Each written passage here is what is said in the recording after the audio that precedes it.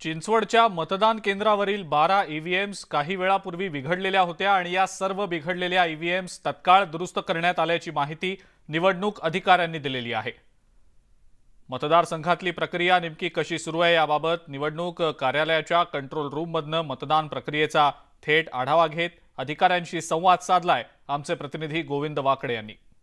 चिंचवड विधानसभा पोटनिवडणुकीचं मतदान सुरू आहे। आपण बघतो आहोत की निवडणूक विभागाचा एक कंट्रोल रूम वॉर रूम आहे, जिथे अशा पद्धतीने सीसीटीव्ही लावल्या गेलेले आहेत आणि सीसीटीव्हीच्या माध्यमातून प्रत्येक मतदान केंद्रातील म्हणजे 510 मतदान केंद्र आहेत आणि त्या मतदान केंद्रामध्ये जे मतदान प्रक्रिया आहे ती अगदी सुरळीत सुरू आहे का यावर हे अधिकारी नजर ठेवून आहेत। त्याचबरोबर कुठेही अनुचित प्रकार घडू नये आणि ईव्हीएम मशीनमध्ये काही बिघाड आल्यास तिथे तात्काळ मशीन पोहोचवण्यासाठी हे अधिकारी तत्परतेने इथे कार्यकर्ता करतायत। साधारण 3000 अधिकारी आणि कर्मचारी इथे आहेत या सगळ्या प्रत्येक मतदान केंद्रावर। आपण निवडणूक अधिकाऱ्यांशी बोलूया।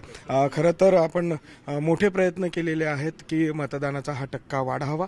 आता या कंट्रोल रूममधनं आपण काय करतोय, आतापर्यंत किती मशीनमध्ये काही तांत्रिक बिघाड आला होता, त्या दुरुस्त झाल्या आहेत का? माननीय भारत निवडणूक आयोगाने यावेळेला पुरवण्यात ज्या मशीन पुरवलेले आहेत ते अतिशय चांगले आहेत। मला CU, BU आणि व्हीव्हीपॅट हे जवळपास 2200 पेक्षा जास्त लागत आहेत। तर त्यापैकी सकाळपासून आत्तापर्यंत फक्त 12 ते 13 इतक्याच मशीन्स त्या ठिकाणी बिघडलेले आहेत, जे प्रमाण 0.5% पेक्षा सुद्धा कमी आहे। त्यामुळे मशीनच्या संदर्भामध्ये कुठलीही तक्रार वगैरे आमच्यापर्यंत प्राप्त नाही आणि तसंच मशीनच्या काही तक्रारी आल्या तर त्याच्यावरती रिस्पॉन्स म्हणून आम्ही या ठिकाणी QRT सुरू केलेला आहे आणि बेलचे इंजिनियर, आमचे ITIचे तज्ज्ञ आणि अशा पद्धतीनं आम्ही त्या ठिकाणी तात्काळ इथून पाठवतो। मशीनमध्ये काही अडचण असेल तर त्या ठिकाणी रिप्लेसमेंटच्या बाबतीमध्ये आम्हाला सल्ला बेलचे इंजिनियर देतात।